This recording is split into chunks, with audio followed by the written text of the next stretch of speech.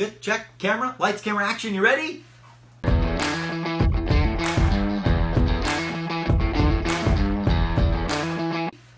Welcome to another episode of You Can't Handle the Tooth. This is the real floss boss, Dr. J.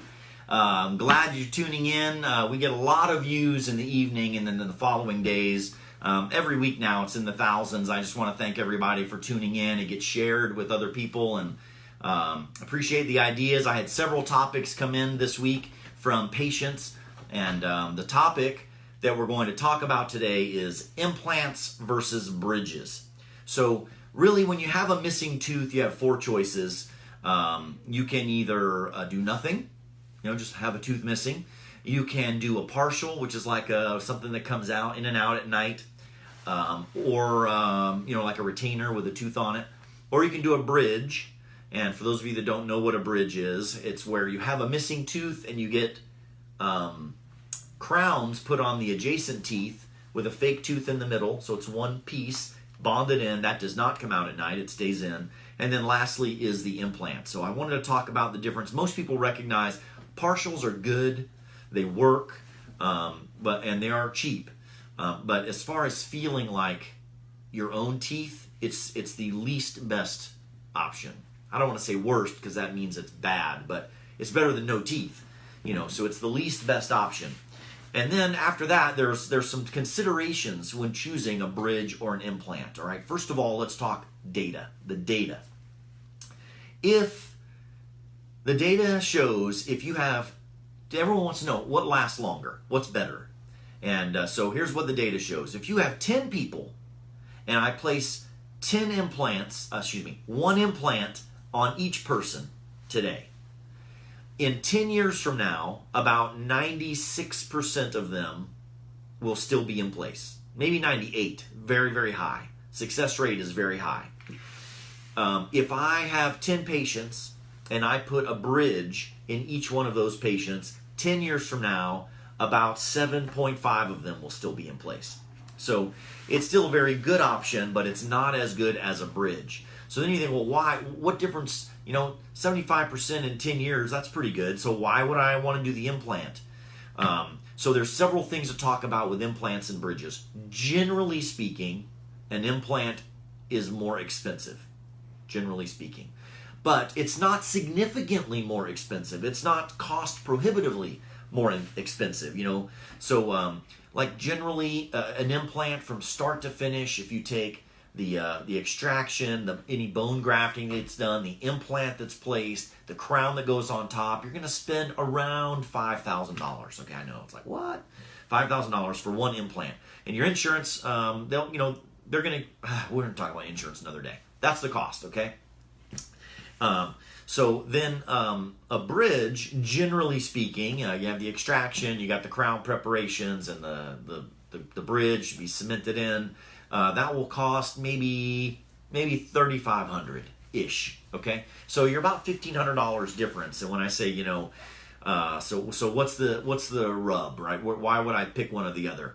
I also like to tell patients an implant in this scenario where it's one tooth is a single tooth solution for a single tooth problem, okay? And when you're all done, you floss through it like it's your own tooth, and it's basically like you never lost a tooth. When you get a bridge, it becomes a 3-tooth solution for a single tooth problem. So you got one tooth problem, now you put a bridge that covers 3 teeth. If something goes wrong with one of those teeth, guess what? All 3 of them have to be retreated again somehow. So that's a big thing to think about. When you're considering an implant, there's a few things that you want to think of. If you still have the tooth and you're going to take the tooth out and do the implant, a lot of times that in that scenario the tooth can be extracted and the implant can be placed the same day. That doesn't mean you're going to go home with the tooth that day, because an implant being placed in bone is almost like a fence post being cemented in the ground. You can't put the fence post in the ground and the cement and then put the fence on it right away, right? You come back the next day and you put the fence on there, because the post has to, the cement has to solidify around that fence post. And in the same way, bone has to integrate with the implant. So you can't put a crown on top of it the first day and start chewing on it, because then it's like moving around in bone and your risk of failure goes way, way up. So you place the implant, and then 3 or 4 months later, you can get the crown put on top, okay, which brings me to another disadvantage. An implant will take 3 to 6 months, okay? That's how long it will take. Sometimes longer, but generally 3 to 6 months. So if the tooth is coming out, you can usually do an implant and maybe a small amount of grafting that may have to be done before you can place the implant. If the tooth has been missing for a while, it may be a little more difficult depending on which area of the mouth it is. If it's in the top, you may have sinus issues. You got to make sure there's enough vertical bone so that there's room for the implant. Otherwise, you may have to do a little sinus bump on the bottom of the sinus and get that sinus pushed up just a little bit. On the bottom, it could be various things that happen. When we lose teeth over time, the bone continues to shrink in width and in height. And so you have to look at other landmarks to see if there's enough room. First of all, is it wide enough? And if it's not wide enough, that requires some different types of grafting to get the bone wide enough for the implant. If the bone has sunk down or shrunk down enough and it's not a lot of vertical bone, then that's a different type of implant of grafting. So you have to think, if the tooth's been missing for a while, it's not absolute, but in most cases it requires a little more advanced grafting techniques to set up for the bone. We do it all the time in dentistry, so I don't want you to think that just because it requires more advanced grafting that it's unusual. Very common.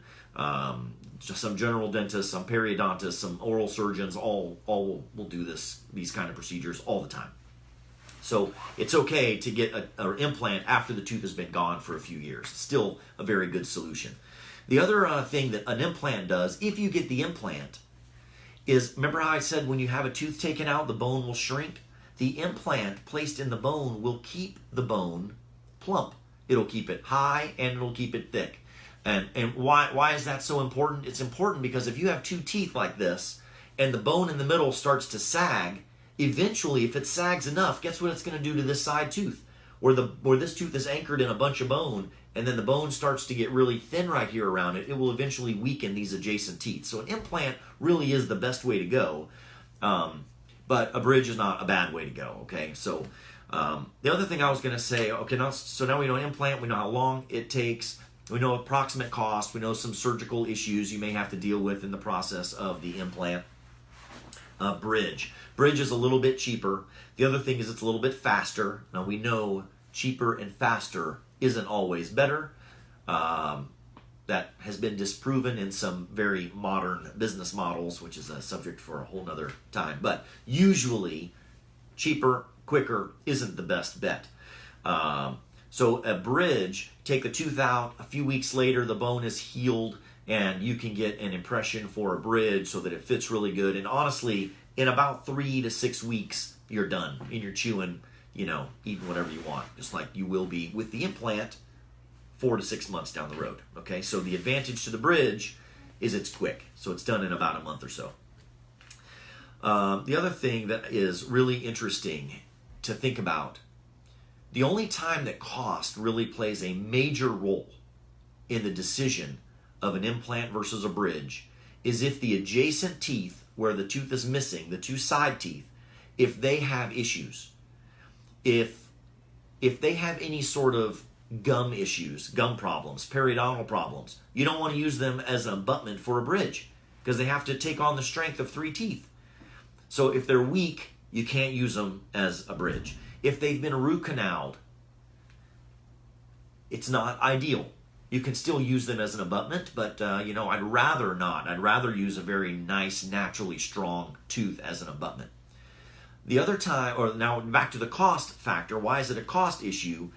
If the 2 teeth next to it need crowns and you want to get the best, which is an implant, it's going to be significantly more expensive. And let me explain why. I'm not discouraging you from doing it. I still think you should do it. You just need to know it's going to be more expensive. So for example, if the 2 teeth on the side are healthy, the implant, as we said, top to bottom, start to finish, about $5,000, okay? If these 2 teeth need crowns already, You're going to get the $5,000 implant, 14 or 1,500 for this crown, 14 or 1,500 for this crown. So now you're at $8,000 total for 2 crowns and an implant. However, if these 2 teeth need crowns already and they're strong enough to support crowns, it is likely they're strong enough to support a bridge. So if you got the bridge, you're looking at the $3,800, $3,500 versus the $8,000. Okay? So a lot more goes into it than like, how much does it cost? You know, you have to sort of look at the big picture on the condition of the existing teeth and the long-term goals of the patient. And you have to look at the cost. You have to look at how long you want to wait before, you know, you can chew on it.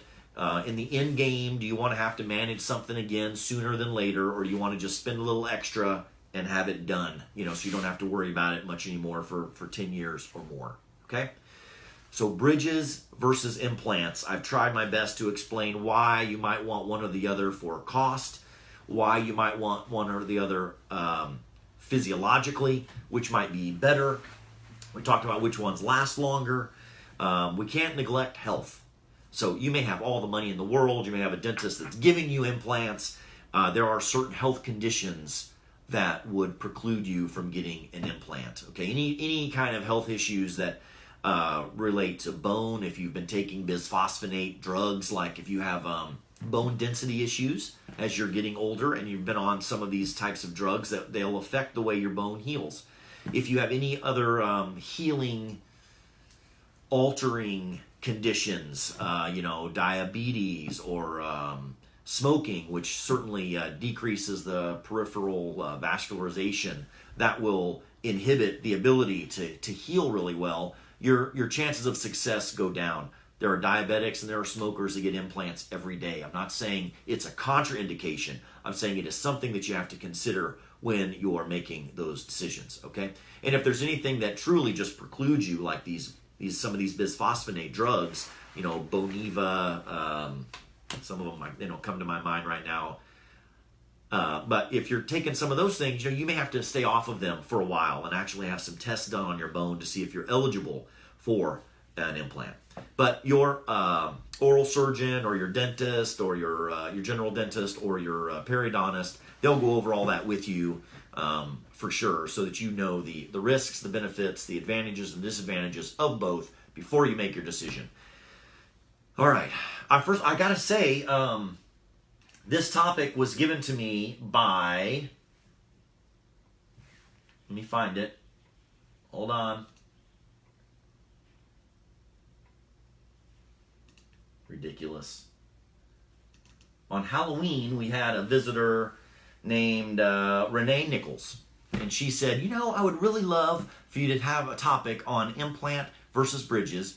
And I told her that I'd give her a shout out. I appreciate her giving me that suggestion. Had somebody else that was talking to last night that gave me a suggestion, so we'll do that for next week.